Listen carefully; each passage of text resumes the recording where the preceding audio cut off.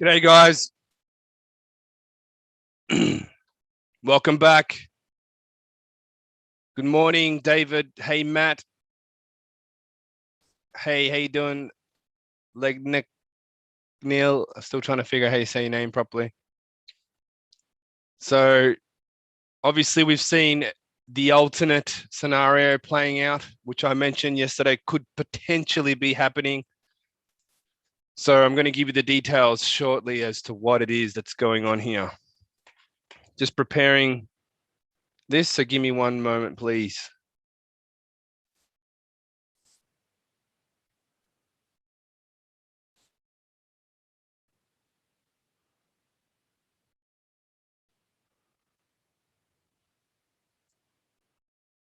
Okay. So what's the deal? What's the deal here?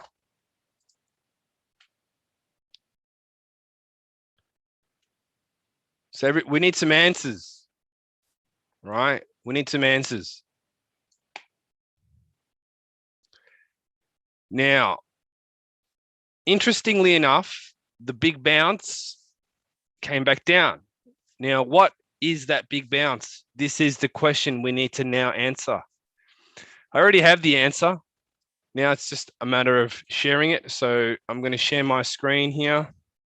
I haven't modified any of the count at this point. I'm just going to share the screen. 1 second.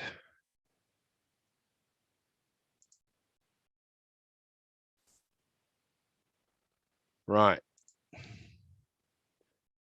Here we go. All right. So the deal is here that we saw wave 3 complete, right? And we saw this overthrow, which to me now makes sense why it was an overthrow. Basically, it's, how can I put it? This line here is not wave 4, okay? Wave 4 hasn't ended yet, okay? So we had wave 1. So up here was wave 1. So first of all, let's point out the wave 4 ended up here, okay? I don't have any doubt on that one, okay? So here we have a zigzag, wave 1, right? We had a wave 2. So now in hindsight, I think about this a little bit. And instead of thinking that the wave 2 was a drawn out sideways wave 2, I'm thinking that basically it was just, this was the short and sharp. This is what ended up being, I suppose, the largest part of the ending diagonal, but also not necessarily the shortest wave 2. So in ending diagonals, I suppose it's not cut and dry how the wave 4 turns out. Obviously, that was a pretty small wave 4 to start with, right? Now, the tricky thing about ending diagonals is that you get zigzags and 5-wave moves everywhere. So the trick is to know, using Arias wave, what this pattern is. So now we have to assume that that was an A wave, right? We have to assume that that was wave A. Now, this is not a big deal to me because we bought at the lows. The aim was to buy at the lows, right? Now, if you're freaking out, don't freak out, right? That's the first thing you got to do, is to just chill, right? Take a, just relax yourself, have a drink.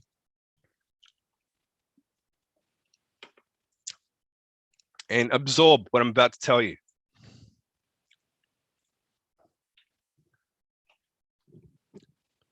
Morning, Matthew. G'day, David. BTC, yeah, BTC. We'll go over that again. Carbang, yes, quite early today. We need to do this alternate count now. It was pretty obvious that the wave 4 was pretty small. I mean, come on. The waves at small degree are not always easy to read, right? So I did actually think about this earlier on before this happened.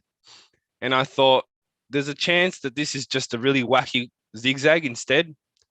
So what we saw down here last night was a B wave, right? The same kind of B wave we saw back in May where it expanded to the downside, okay? Not a big deal necessarily. So we need to pay attention to what happens over the next few waves, right? So right now, okay, so I'll just label this up. C, D, okay? D, E, the E wave is incoming, okay? This is the deal now, okay? So we'll get rid of all this stuff here. Now we did bounce here because we obviously had a zigzag, proper zigzag was formed and it bounced, C wave. Now the D wave is definitely one of those waves that makes you think the trend is going to continue, right? This is definitely course material stuff, right? So now we just got to be mindful of how this plays out, especially the wave E, right? Where will the wave E go? At the moment, we've got this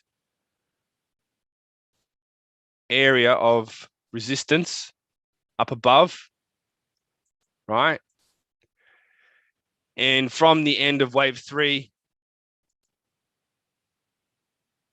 we've got this, right? So could you call it an expanding wave 4, potentially, right? As part of wave 5. Okay. So that's what I automatically thought. This was the alternate count that I had in mind potentially could happen. It has happened, right? To me, I'm fine with it because I caught the low anyway. And like I said, patience is the key. So from here on out, we need to see a couple of things happen. Number one, the end of the D wave, right? And then we need to see the E wave. Now the E wave will be interesting because it could be a sharp E wave followed by that zigzag down. Now, might it go back up here like this, bounce down, come back up, and then create the last 5-wave move? Could do, right? So this is an expanding wedge, sort of like expanding corrective pattern. So at the end of the day, I suppose the best way to know that it's ended is after we see that wave E happen, get rejected back down in wave 5, and then go higher. So that's the alternative here. And that will basically mean that wave 4 was meant to be the sideways move, but because it's kind of like a contracting sort of move, yeah, it's a tricky one, definitely. But at the same time, it's also it makes sense because we had a correction and then we're having this ending pattern, which is in 3 waves pretty clearly. So the only thing is that we just haven't seen wave 4 complete yet.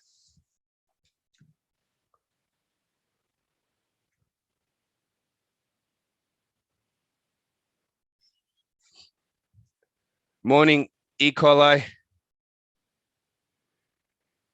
Yeah, I mean, like I said to you yesterday, you can, if you're confident with the waves, you can go now, right? Or you can scale in. I gave you all the different levels of confirmation to scale in, right? So the freaking out part is because you didn't scale in and you don't understand the difference, the basic, the alternate count, basically, right? Now the alternate count to me was on the cards yesterday, but because we saw a 3-wave move, You know, like we can't see any zigzag bigger than this. So that wasn't. So we assumed that was going to be it, but we never broke that high. Okay. So we got confirmation of the break of the B wave, but that wasn't enough. We had to see confirmation, right? I did have those lines in there before, but obviously that's not wave 4 anymore. So that's not confirmation, but we never saw that, right? So the confirmation, it tried to sort of go up a bit, but then it just got rejected around this area. So to me, we never got that confirmation, especially for those who want to scale in. Now, if you want to scale in, I'm telling you, right, you have to wait for these confirmation lines if you don't know RS wave, right? So you have to understand that there are alternative scenarios going on here. Like with the XLM BTC chart, it hadn't quite bottomed yet either. We saw that yesterday. So to me, that just sort of made me think that potentially this could be happening today in response to obviously that move down that took us back to the lows, right? But the thing is, right, if you want to freak out, what you can do is basically wait for this bounce, right? Wait for the bounce in E, get out, and rebuy at a break of the D wave low, right? So this is an idea I'm giving you here to help you out, because obviously this hasn't panned out the way that I thought it would, which is why I do definitely always mention you have to wait for certain areas of confirmation if you're not confident with the waves. So instead of panic selling down the bottom here, it's going to bounce again, right? And then you can take it, then you could exit whatever if you feel you need to, right? If you feel that it's worth doing, do it. And then wait for that break of that low, right? But then again, to get confirmation, if you don't want to do that, right, you can just wait. Don't have to buy at the low. You don't have to buy at the low. You can just wait until you get the break of the E wave, right? Now, obviously, that's not going to matter anymore. The A wave won't be important at this point, right? It's going to be the E wave. Once we make that E wave and then we go down, we have to come back and break that E wave. That's going to be the confirmation number 1. Confirmation number 2 will be 36 cents. All right. So if, obviously, the majority of you guys don't understand RS wave, but this is the kind of thing that if you want to play it safe, this is what you got to do, right? Wait for the bounce, get out if you want. Fine. So let's have a look at this wave that's happening right now to see what's left of it, right? Because obviously it was a pretty sharp move and it broke the last low. So it wasn't a wave A or anything, right? So it's basically considered part of an ongoing correction. Good morning, Quarter. I'm sure you've caught up with what's happening here.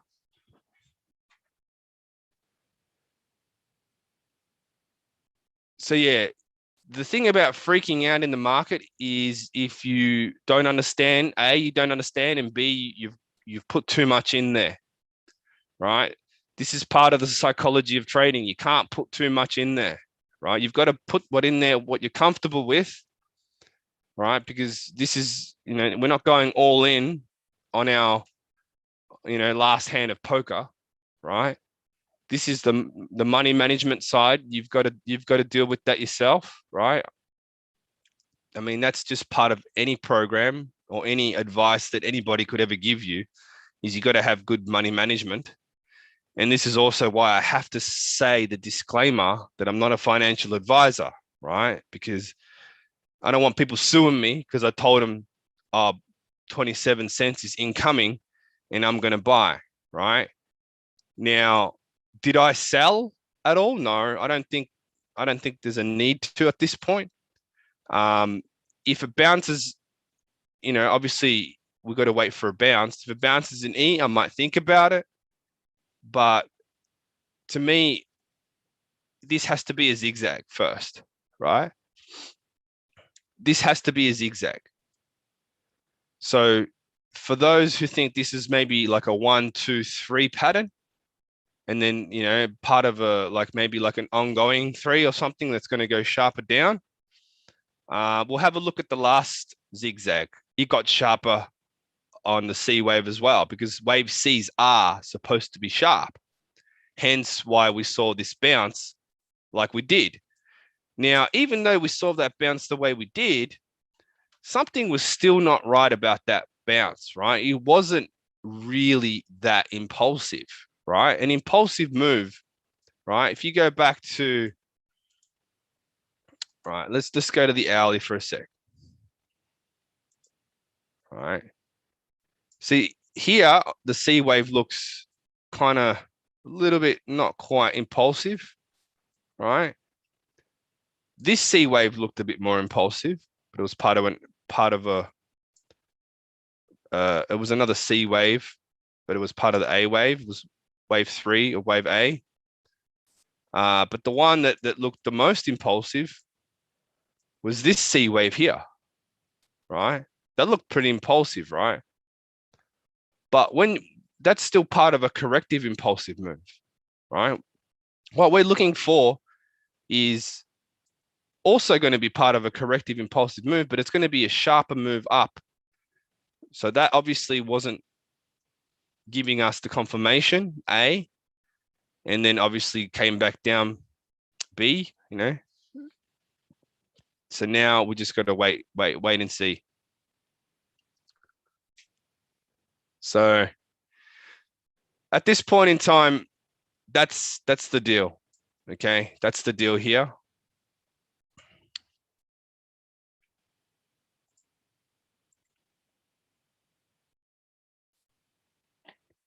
Okay, so what will it end up being is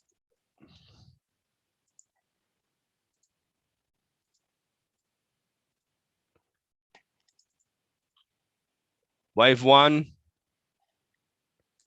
1, 2, 3, 4, 5. Okay. Now wave 5 cannot be longer than wave 3. Sorry, is that right? Yeah, so from what I can see here, wave 3, it wasn't as long as wave 1. Okay, I think I measured this already. You can measure it yourself. Wave 1 was expanded type 2 zigzag. Wave 3 was getting a bit weaker there, type 1. So the zigzag that I believe will end this will be, well, it has to make the last low. We already know that. So that's why we have to see this bottom out here somewhere. And then, you could basically go and down and buy it cheaper because it has to make that last low. So now we're getting right down into the nitty gritty, into the very fine detail of this. Now, if you're a buy and holder, it's not a problem for you because you don't care. Are you just adding? Some people just add to their bags. In this case, we're seeing a weak pattern. This is not an impulsive move down. I mean, look at this thing, right? It's definitely not an impulsive move down. It's just got sharp moves within corrections. It's not, right? If this was going to be impulsive to the downside, it would have gone straight down from here, right?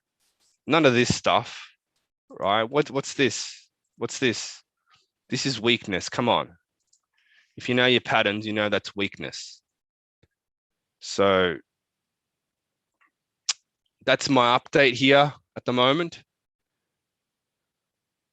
Don't know if you guys have any questions on this sort of thing, because at the moment, it's purely just a matter of waiting to see that bounce.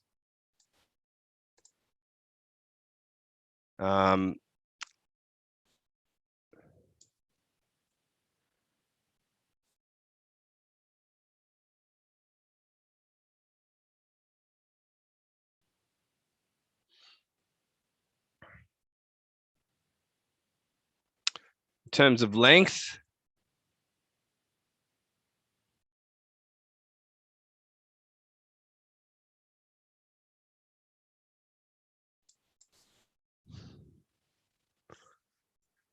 it's probably not the easiest thing to measure.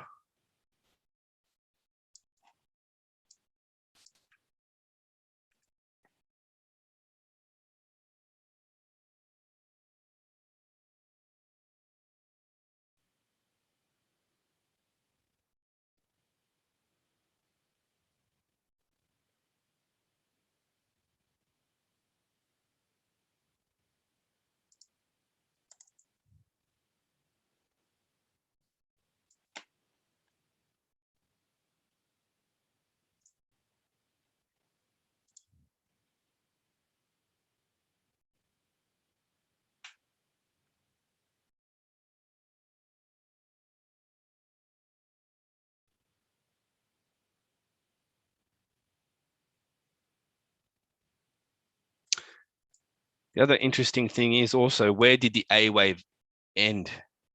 Right? This is small degree moves. It's like a 5-wave move.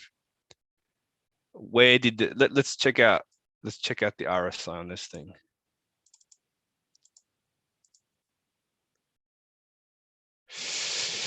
Ooh, okay.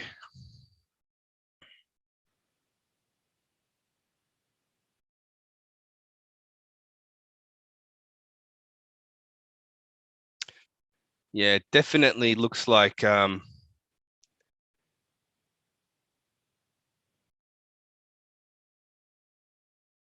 could be one of two things going on here, right? Look at the RSI here. Look at the strength that was in this move compared to this one here, right? Could this be a zigzag, or could this be part of a zigzag, right? And then E follows, right?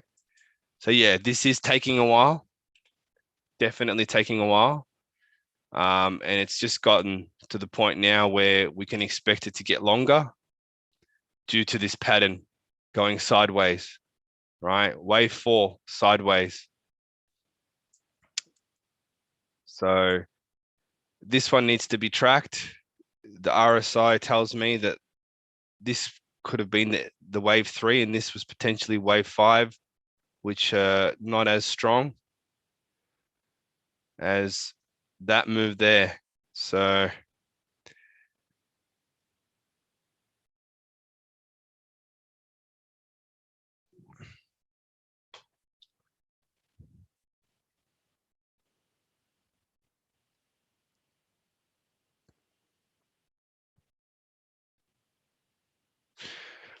I'm just having a look at other potential things that could be going on here, right? With the C wave.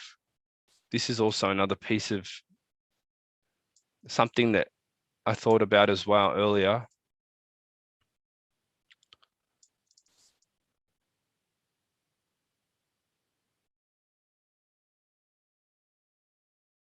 It's just very interesting how this first 5-wave move was the strongest.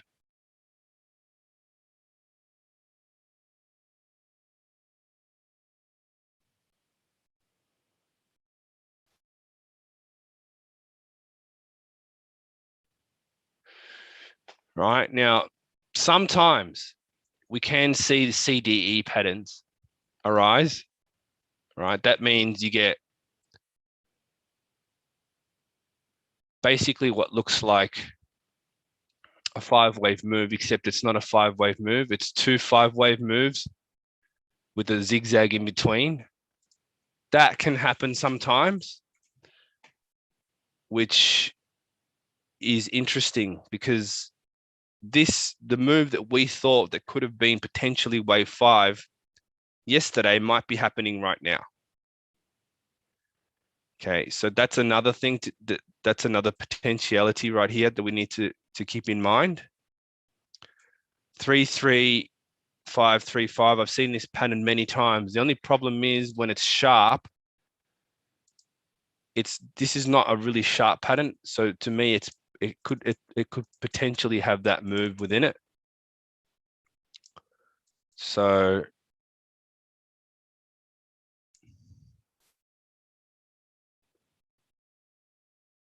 these are all just sharp moves. Look at that.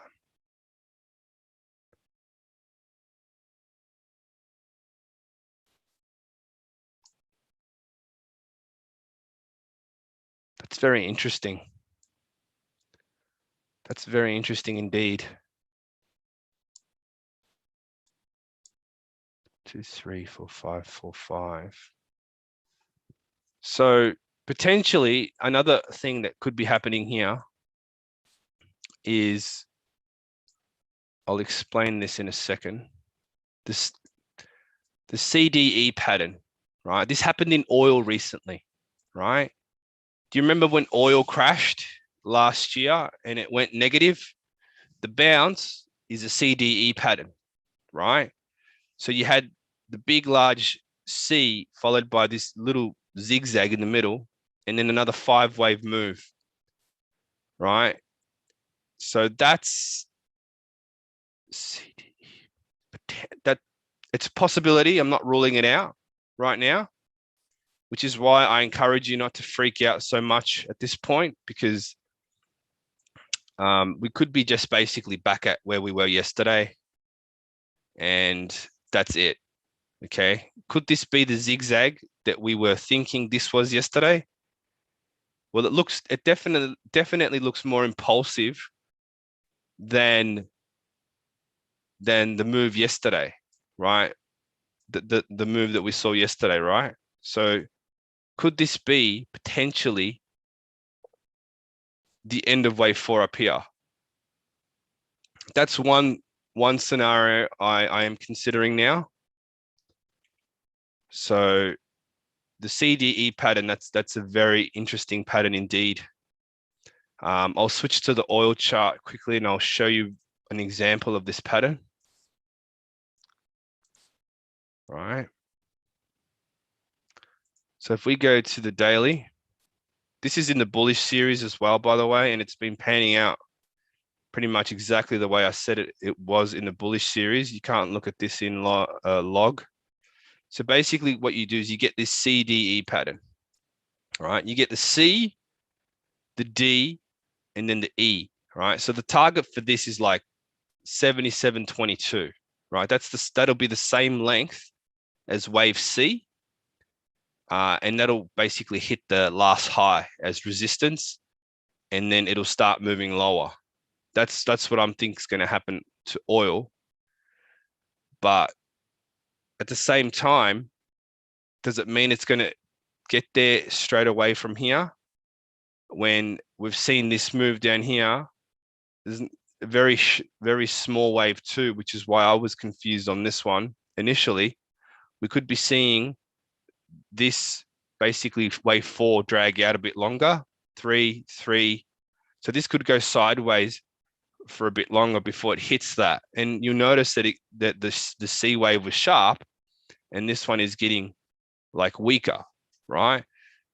So this is the sort of thing that I'm thinking, okay? So it's an example of that. If you want to understand more about that chart, check out the bullish series. It explains a lot more on that particular pattern. So back to log on this one and back to the 15-minute. This is actually quite interesting because this is the same kind of pattern we could potentially be seeing. I'm not saying 100%, but there's a good reason to think that it might be the case, right?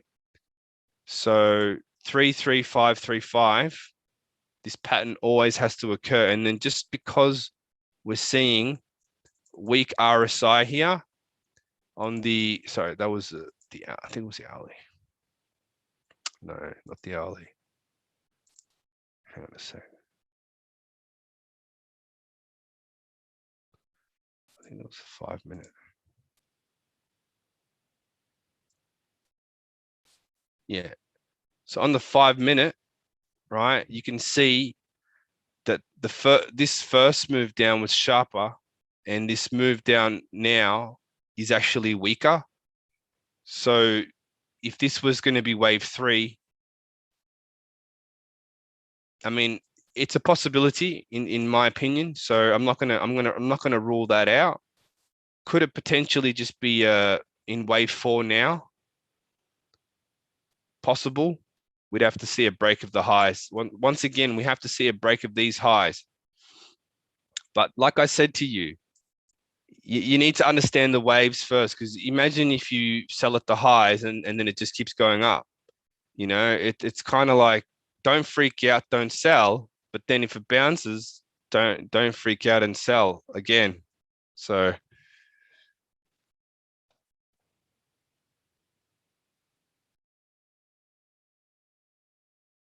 oh, welcome Otta, sweet fortnight. We go to 15 cents, you reckon? Yeah, okay. I don't know about that. I don't know about that.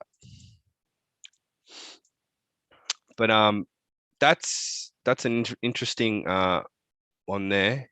So this could be the wave 5 that we were looking for yesterday, right? So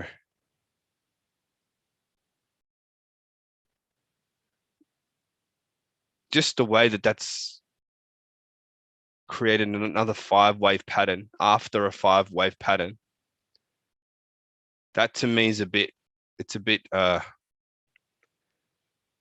yeah, it's a bit sus. And the reason why it's sus is because if I look in here, if I look in at this move down here, it doesn't look like a 5-wave move. So if this was, just say for example, if this was a zigzag, which I don't think it is, right? This, you can't have a 5-wave move there. So therefore that looks more like a zigzag to me than a 5-wave move. So therefore this would be 5 waves up.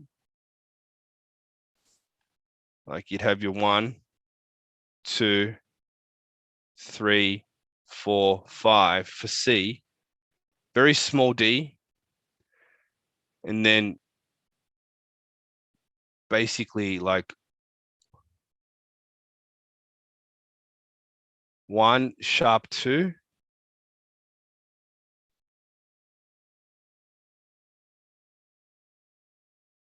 yeah, so 3 would probably have ended up here.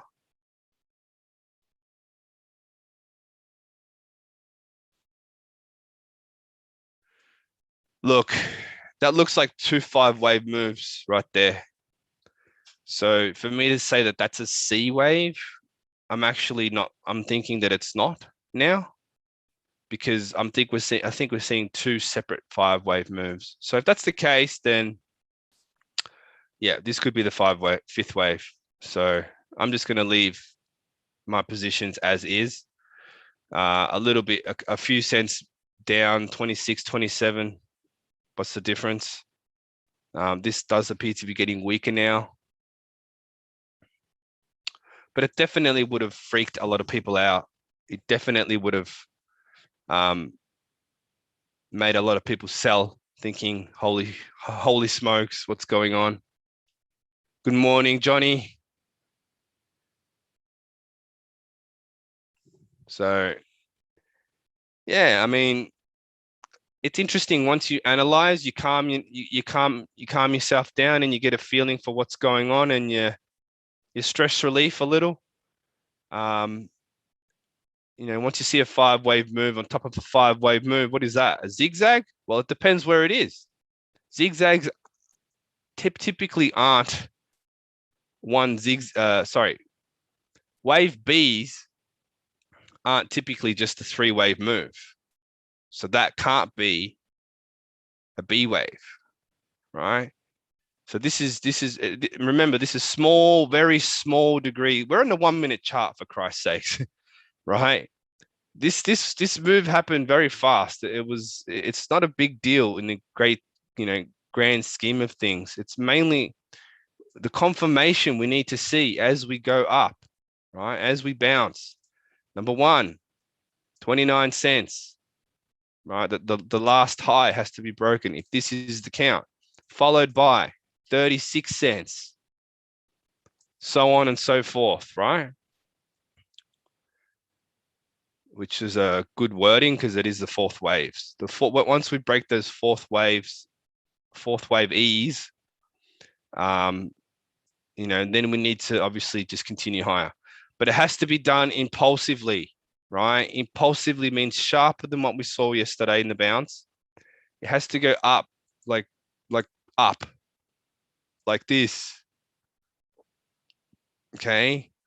Or close to, right? Obviously, it's not going to go straight up like that, but close to with small corrections along the way, right? If it's going to go to all-time highs, we can't see a move start like this. I mean, obviously it's not the start. So, that's become pretty obvious now. Okay.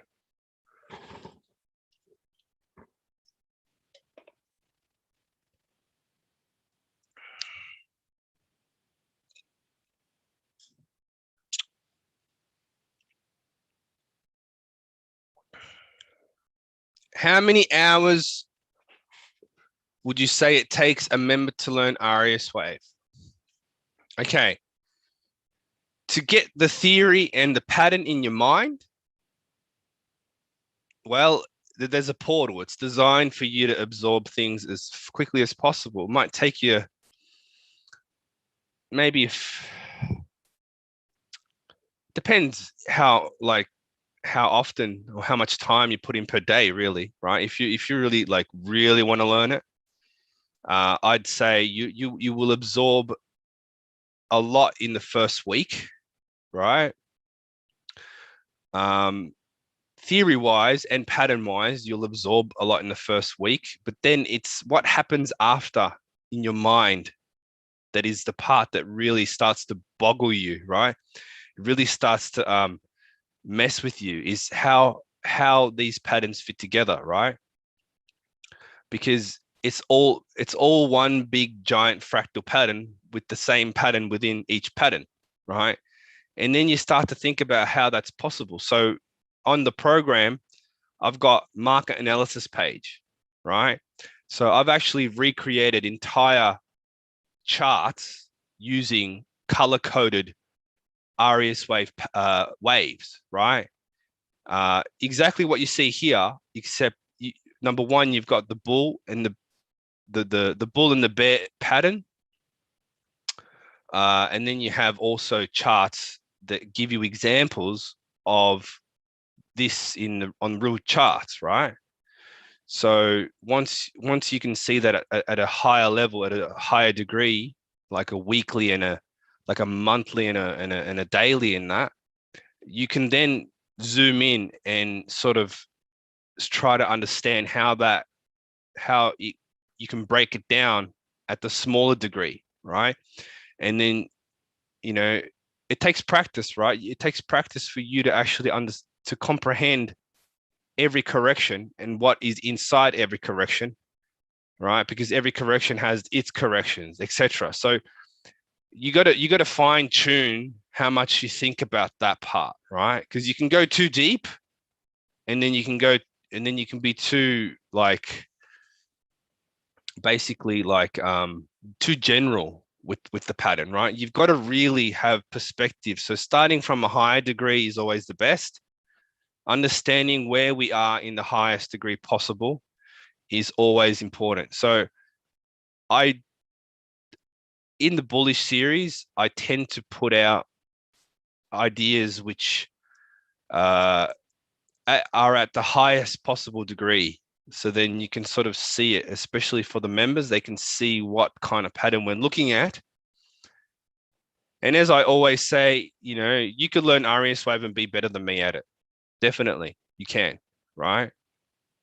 So it depends on you. It's an ongoing process. Like every wave is different, right? So you really never stop learning the waves, right? You can't to learn the pattern in that, to really drill it into your mind. One of my members said, he he's going to print it out and put on his wall, you know, the bull and the bear version, because you really need to drill it into your mind. Like you need to be able to draw that on paper. Like you need to be able to draw a 5-wave move in its finest detail on a piece of paper. That's good practice, right? With all the corrective patterns, and you know, sometimes you can make the A wave larger, sometimes the B wave larger, right? There's no waves are ever the same, but there's alternation. You can use alternation, right? You can say, okay, this one is going to be a wave is going to be the largest, like this one here, right? And then I'm starting to realize that this is the sideways, a little bit more sideways, but really they're almost the same. But this is an ending diagonal, right? So it's going to get smaller into a wedge pattern, right? So this is a bad example. Like you got to look at a 5-wave move, right? You look at the C wave here, right? This one was confusing to me just because of its extremely small wave 2 down here, right? See how small that wave 2 down here was compared to the size of that wave 4. So that's alternation there, right?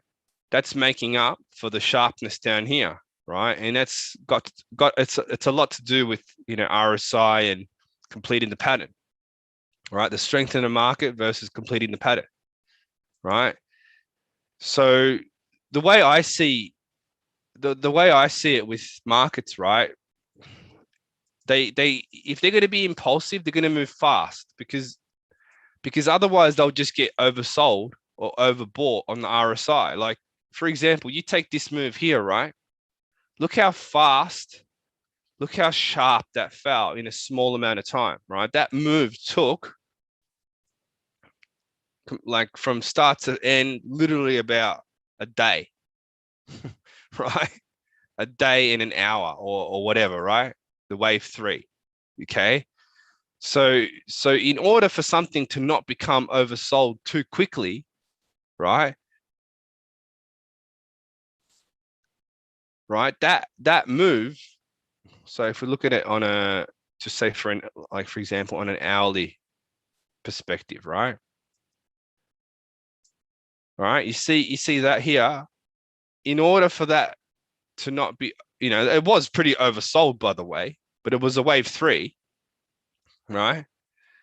So in order for that to not be oversold too quickly, the market has to move. It has to move fast. Otherwise, it will be oversold quickly. And you just won't get away. You just won't get away from it. So therefore, that's how you can detect impulsive moves, is when it moves super fast, right? So the problem with the move that we had last night is that the bounce, it was nice. It was refreshing, right? It made you feel kind of good on the inside. But at the same time, you have to look at the pattern, because I went to bed. I had to go to bed, you know, basically straight after that. That live stream, which went for like 2.5 hours, right? So, but the next day, it's kind of like you look at the pattern and you can see that it wasn't really as sharp as you would have expected an impulsive move to be, even though it did go back up the way it did, right? The previous move down was actually sharper. So to me, I was like, that doesn't seem quite right. If this is meant to be impulsive to the upside, this has to cover a lot of ground quickly, right? And it just wasn't doing it. So, like, that's why I always present to you potential alternative counts, right?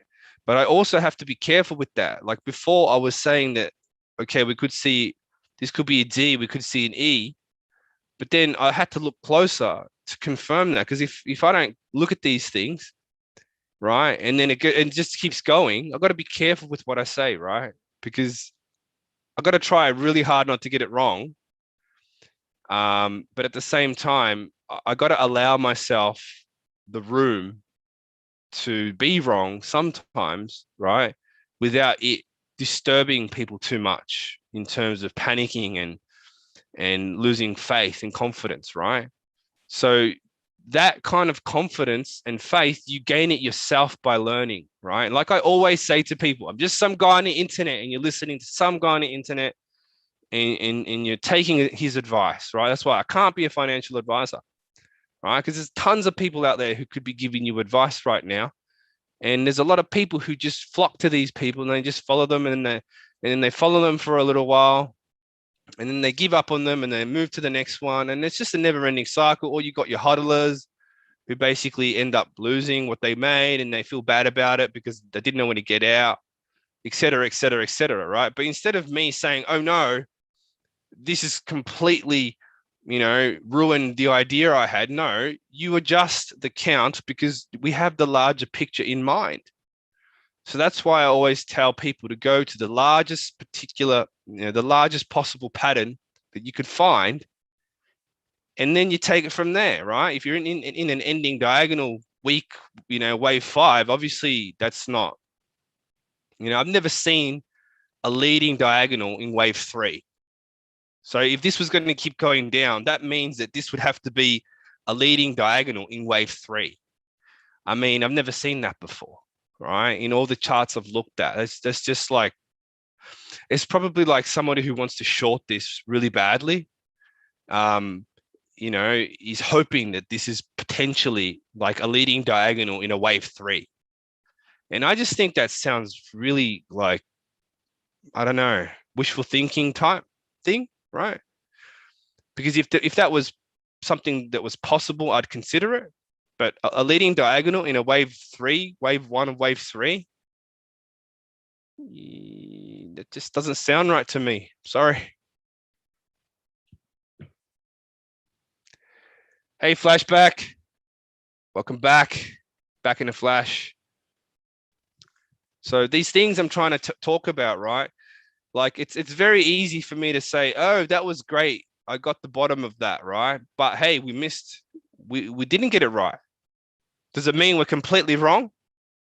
I don't think it does really. I just think that we got the count wrong, right? But does that mean that it completely makes us broke and freak out and sell everything now? I mean, if you're thinking like that, you should be very careful with who you listen to.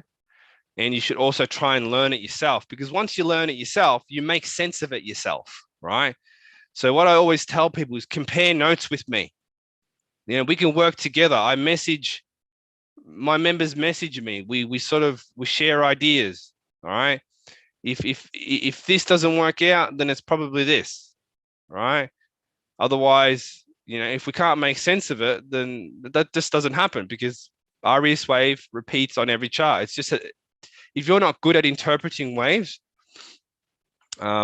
these mistakes can be made, and no one's perfect, right? Like I said, no waves are the same. So you just got to be really careful. So there's not much to say on that apart from that, because that's what it all comes back down to. You've got to learn yourself how to read the market. You've got to learn how to read it yourself, right? Elliot Wave does not work. Elliot Wave is complete crap, right? They know how to count to 5, and they know how to go A, B, C, and that's it. And sometimes you can get a triple double whopper or whatever the hell it is they do, right? Triple zigzags. I mean, really? Triple zigzags? I mean, what the hell? I mean, to me, a triple zigzag is just a really bad interpretation of an ending diagonal, right? Like, what are they really looking at here? And that's the thing. They don't really understand the full corrective pattern. So they give it these names because that's what, I suppose, this Elliot, Ralph Nelson Elliot, he discovered this pattern, or Elliot wave, in, before computers were even made. So I don't blame the guy. He tried his hardest, right? But the thing is, why are people still using something that was made way before computers were mainstream? And we didn't have trade. They didn't have trading view back then. Like, to me, that blows my mind. And they haven't even bothered to change it. They just say, oh, this is a guideline. This is a rule and a guideline. You've got to have the pattern first before you can say this is a rule and a guideline. What's your main pattern? What's the main pattern? And how do you like, what are the nuances? What are the variances of those patterns, right? So that's all I use.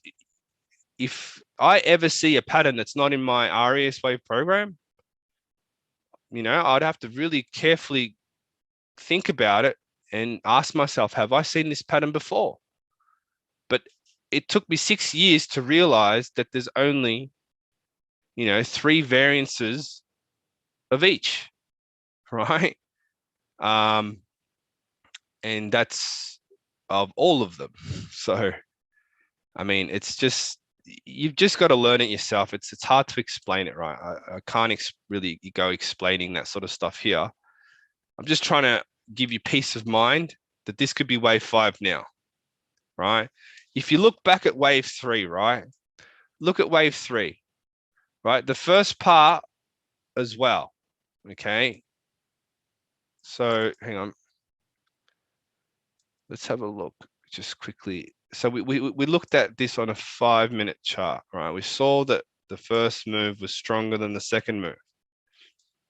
Okay, let's go to wave 3.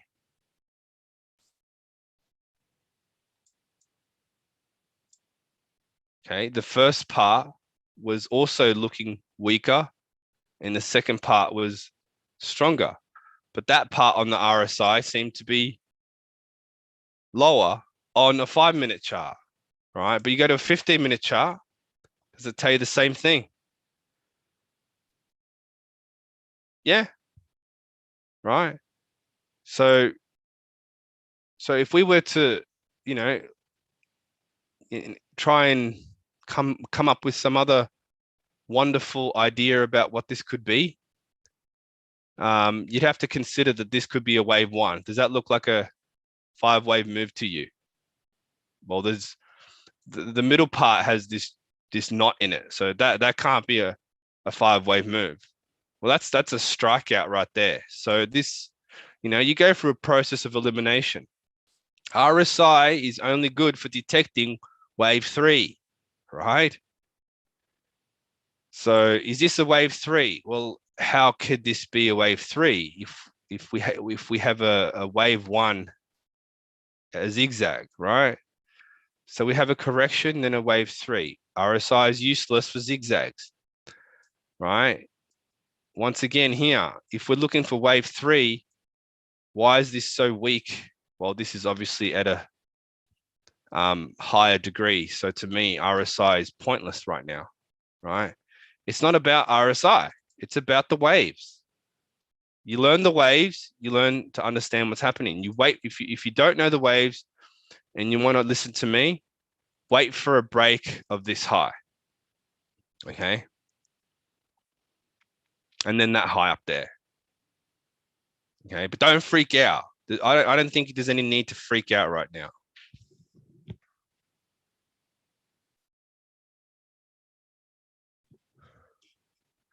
BTC went down, but I believe BTC is getting ready to flush down the toilet, right? And that's the problem. That's why, like, BTC's moving slower, but it's getting ready, and the pattern is getting ready. We are here. We're look at this. Look at this, right? Take away the drawings for a second, right? Where did wave 4 end? If I do that, it'll come back, but it ended around here, right? So for this can't be a the start of a wave 3. But if you look at Bitcoin chart, right? Okay, you had 5 waves down in the beginning. Okay. You had 5 waves down in the beginning. 1, 2, 3, 4, 5. Okay. 4 didn't touch. So if 4 ended down here, very small 4 because 2 was large, small 4 right? We saw the RSI before. Wave 3 was the sharpest, right? And the longest. No, actually, I think wave 5 was the longest here, but wave 3 was not shorter than wave 1, right? That's a 5-wave move, in my opinion. And then we've just seen an A, B, C, D, E, right? I said to you, once we break this low here, this is confirmation that wave 3 is about to go down, right? It's a different pattern, right? Because A, we've only seen a 5-wave move, right? And B, this is not a wave 1 because this is this can't be a B here, right? Because this made a new low down here. So that can't be a B wave, no matter how you look at it. Unless, nope, there's no way around it. So if you start thinking about unless, you have to ask, well, hang on, you broke that low down here. You can't make a B wave out of that, no matter how you look at it. So to me, it's like 1 can't be going up because there's no 1, there's no AB, right? So to me, this is wave 2. A, B, C, D, E, right? And I explained to you already why that wave was stronger, because there was a news event around there, right? For Bitcoin. It's a different pattern completely, right? Now, I can't say that this itself was like a 1, 2, 1, 2, because this doesn't look like a 5-wave move in itself, because the middle part is not the strongest, right? The middle part has to be the strongest if it's going to be a wave 3, right? And that was the strongest part. So there's this just wacky 5-wave move there, start of wave C. And we haven't seen confirmation yet. Once we break that low, I believe it's going to go lower, right? By the time that happens, maybe finally we might see a bounce in XLM, right? So maybe that's what's happening here. Maybe we're just waiting for confirmation of this to start going down and XLM to start going up. That's why we have the XLM BTC chart, right? Which is still in the process of bottoming out. It's getting there slowly, right? And that's the thing. It doesn't quite look ready yet. A, B, C, A, B.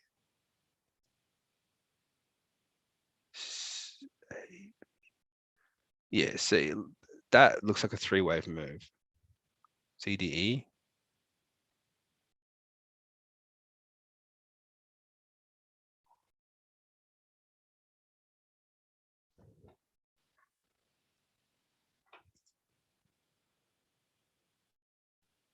Well, it may have bottomed. It may have bottomed. Hasn't made a new low since here. That could be a CDE pattern in there. That could be the end of wave 4 there. This could be the end of wave 5 here. And this could be new support here. Right? How do you confirm this? How could you confirm this is even possible? Right? Well, you just go to the Binance chart. Interesting, but you know,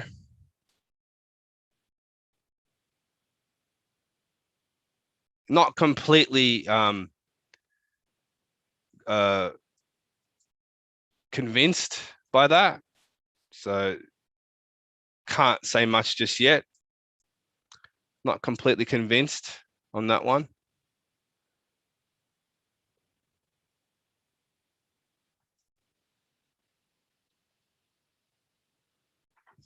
So yeah, it doesn't look like it's bottomed yet. So because obviously we're using XLM BTC to understand why this B wave happened, right? Okay, the other one actually has better labeling. Right, so we can't go below this low here. That would invalidate the whole XLM BTC idea. But this is a 3-wave here, in my opinion, right? Could it be part of potentially an ongoing B wave? It's possible, but if you look at the waves in here, that kind of paints a different picture.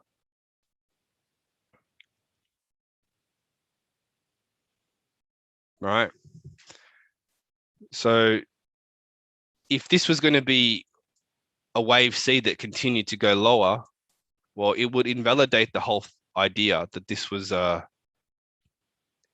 part of a larger zigzag, because this can't go lower like this, and it's, you know, that's weaker wave than wave 3, and etc. Just like we spoke about yesterday, it's the same deal, right? So to me, it's just about patience. Let's just see what happens. Yes, we're back at square one. Yes, but, oops, just drawing squiggles everywhere now. Bloody drawing tools. Right. So at this point, I'm calling that one a 4 now. Okay.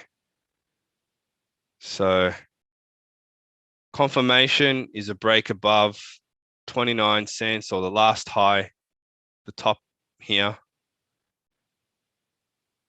All right, at the green line up the top there.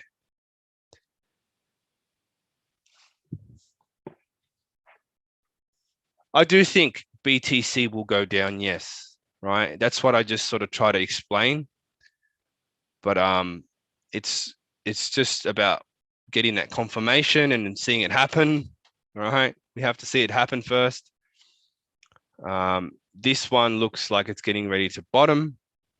The XLM BTC chart tells me it's getting ready to turn, but it hasn't turned yet, right? We just got to be patient. I'm going to hold on. I'm not going to do anything else. I'm done here. This is it, right?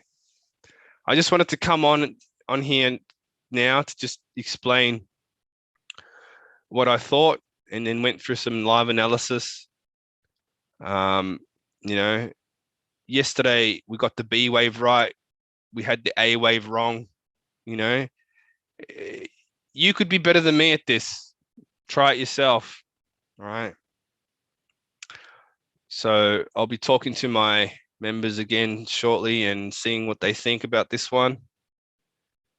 And get their view on it, because, you know, I want these guys to learn it and to also have a view.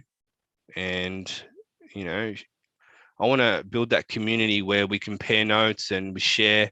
Eventually we'll do a closed group, but we're getting there. We're getting there.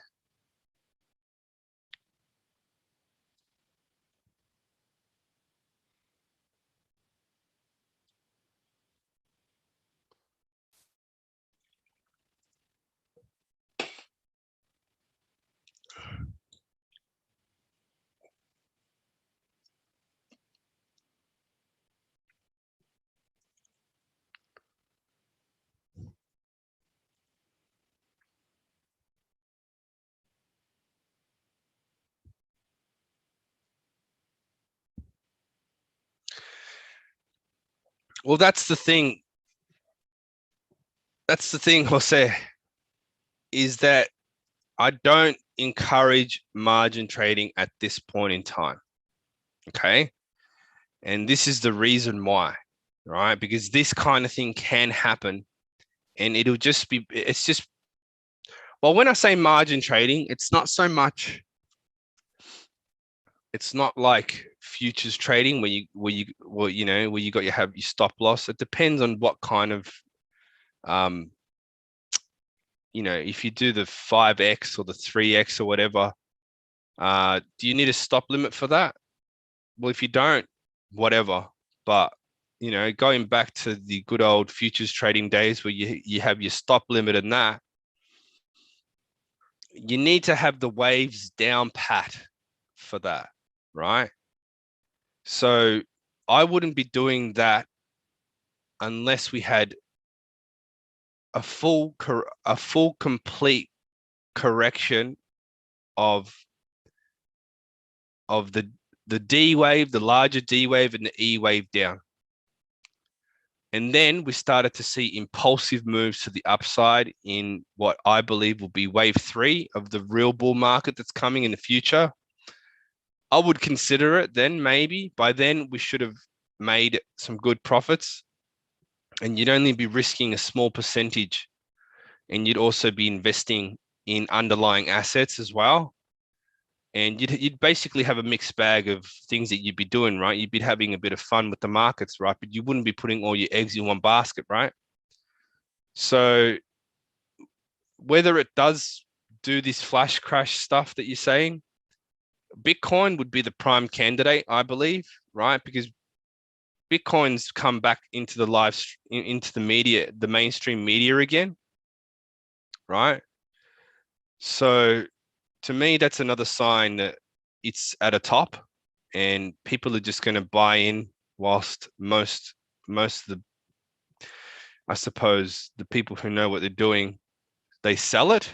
So there's going to be liquidity for them to get out, even though that's probably already in the process of happening.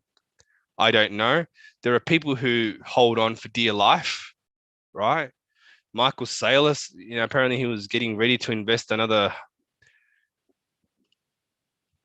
like 400, $500 million again into Bitcoin. I mean, to me, it just seems pretty far out. Like, it's just, the pattern is not telling me that that's going to make any difference, right?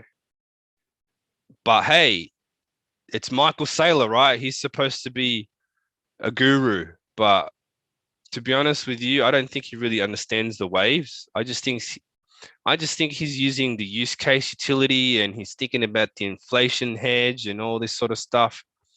And he really hasn't even been into it that long, right? If you look at his interviews, he actually admits that it took a friend to tell him about it, to talk to him about it a few times, and then something clicked for him, right? So really, he's just a smart guy who has applied. He's starting to turn his focus now to something that he probably hasn't studied that well in terms of patterns and psychology, right? Uh, you can use logic in understanding Arias wave and that, and the process of elimination, but it's different to coding, right? It's different to coding. Like, a lot of people code on trading view, right?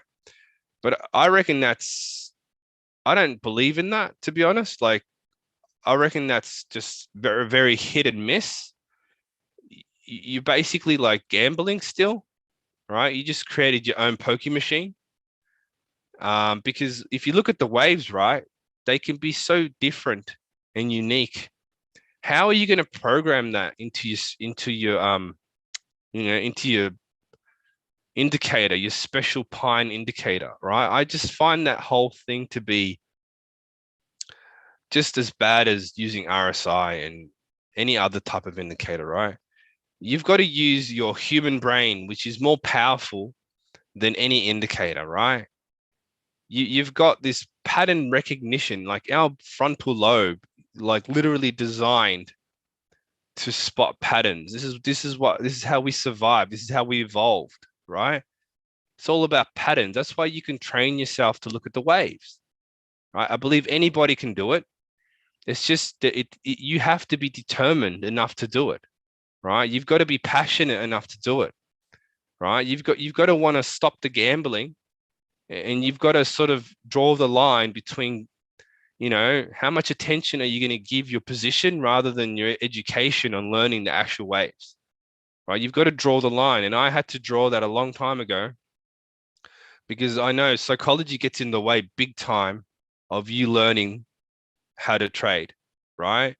Because your psychology is basically, you've got your animal brain and you've got your logical brain, right?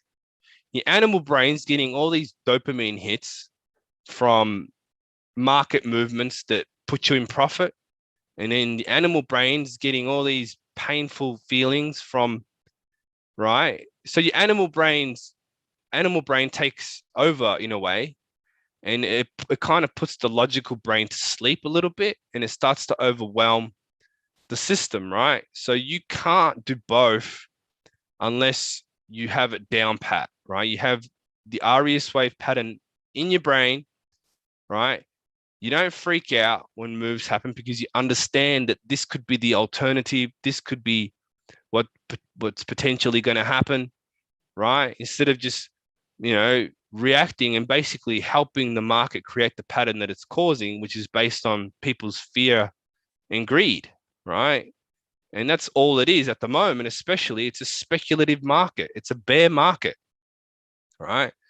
So for me, the pattern recognition is the most important thing when you're trading in a bear market, right? Because we're not in a bull market. What do you do in a bull market? You just keep buying. Just buy across the board. Why would it stop going down? Right? But this is not just going up in a straight line, and it's pretty obvious. It did up until 2017, right? But then you got to have a correction. So we're in a bear market, right? B wave was a bear market rally. People think it was going to $500 million, for Christ's sakes, At one point, I said it could go to 200,000, but I obviously went back on my previous idea where I said this was close to a top. So we do get it wrong, right? It's not like we're perfect at it.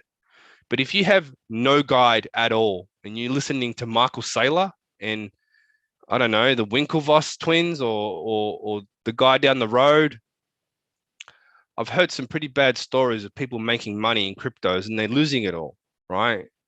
It's just I just don't want that to happen to people.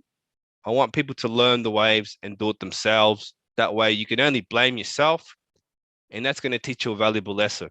And over time, you're going to be better in the long run, right? If you learn your lessons yourself rather than keep on making the same mistakes and letting that animal brain take over your whole psychology, right?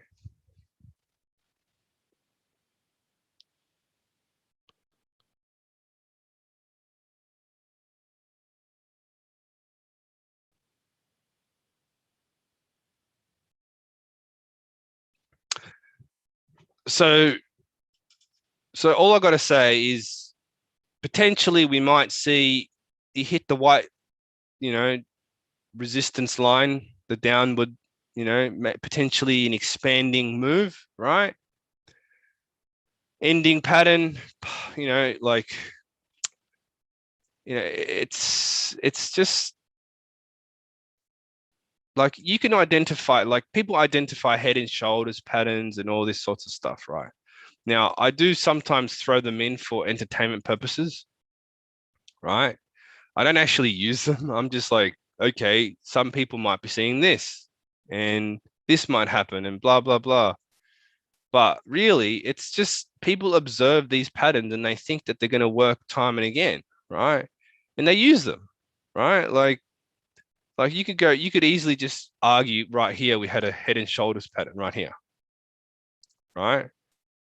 And no doubt somebody would have, made a, a bet, but where do you put your stop on that? Like you're supposed to put it at the head, right? Right. If that's the shoulder, right, and that's the head, right? Where do you put your stop on that? Apparently, it's supposed to be at the high.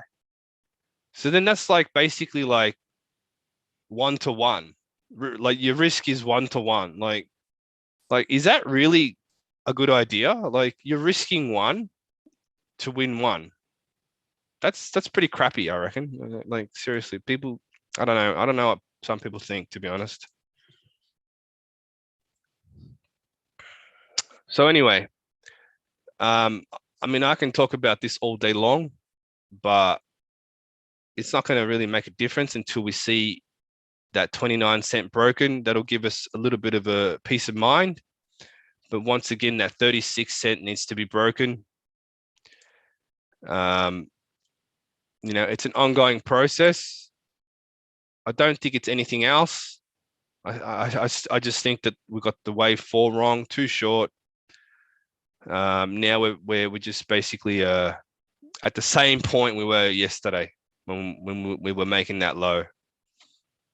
Right? Might it go a tiny bit lower? Sure, but what's the difference between a few cents when you have thousands of XLM, right? Thousands and thousands of XLM.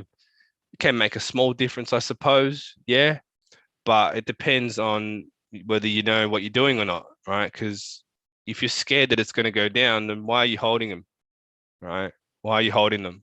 Just you know, first try to figure out what you're doing, and then hold something, right? Like, you know, it's that whole circle of competence thing with, like Warren Buffett says, the circle of competence, right? He only sticks to what he knows. In this case, it's if you don't know the waves, right, make it your circle of competence. If you're using something else, well, be good at it, right? Whatever it is. But yeah, that's it. Basically it from me.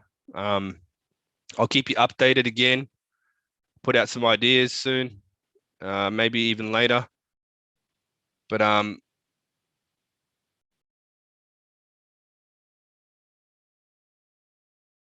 yeah, I'm not going to go back to USDT. Uh, if I have to get out at some point, it'll be USDC. I believe that's the middle ground here. But like I said, I'll keep you updated. Learn the waves is definitely always what I end with, because it's you've got to understand this yourself. This is something that you need to understand. It's great to watch me put out updates, but at the end of the day, you know, you've got to be learning where to put your money, right? Because just say, for example, you make a ton of money in the future off XLM, right? Watching my videos. Let's say, for example, right? Once you take that profit, what are you going to do with that money, right? You're going to want to like try to figure out yourself what is going to be the best in what's the pattern on this chart? What's the pattern on this chart, you know? Um, don't just go throwing darts at a board and picking stocks and just guessing on stuff. Like, really try to understand what we're trying to do here. We're trying to understand what the patterns are doing. And then if you have money, you know, you don't want to lose it all. You don't want to make, you know, rookie mistakes. This is the time to learn. During bear markets is the best time to learn the patterns, right? During bull markets, well, that's fun. Of course it's fun. Everybody's going long. Everybody's in. We're all having a cheery good time, right? But it's during the bear markets that you should be learning what the hell is going on, because it's going to help you, right? When those bull markets are happening, to understand where do you get out? Why is this correcting? How far is this going to correct, right? Is this really a bull market? How do we know it's a bull market? How do we know when the correction's over? You know, all that sort of stuff, right? So it's up to you, you know, like you've got to do that yourself. Like, you can follow me, but what happens if, you know, you had the knowledge to find something even better, right? Like, there are plenty of other things out there that are performing better, but do you understand their pattern, right? If you don't understand their pattern, it doesn't matter how good they're performing, because you don't know when to get out, right? And that's the thing. Like, you got to know when to get in, when to get out, right? It doesn't have to be perfect. Nobody's perfect, but just use good risk management, money management, and, you know, and then just be chill. Don't make it the only thing that you look at all the time. Do something else on the side, you know? So hopefully 20p with the XRP. Oh my God. Don't get me started on XRP, please. Eventually. Yeah. When everything finally falls down, XRP, I'll be buying some too, but we're nowhere near that time yet. So let's talk about that when we get there. Just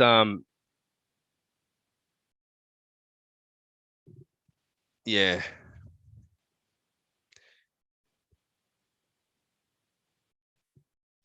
Anyway, thank you guys. It's been a pleasure talking to you again. I'll keep you updated, and yeah, just have faith in XLM. Uh, just trust in the process. So I'll talk to you guys soon. Hope you have a good day and good night and good morning wherever you are.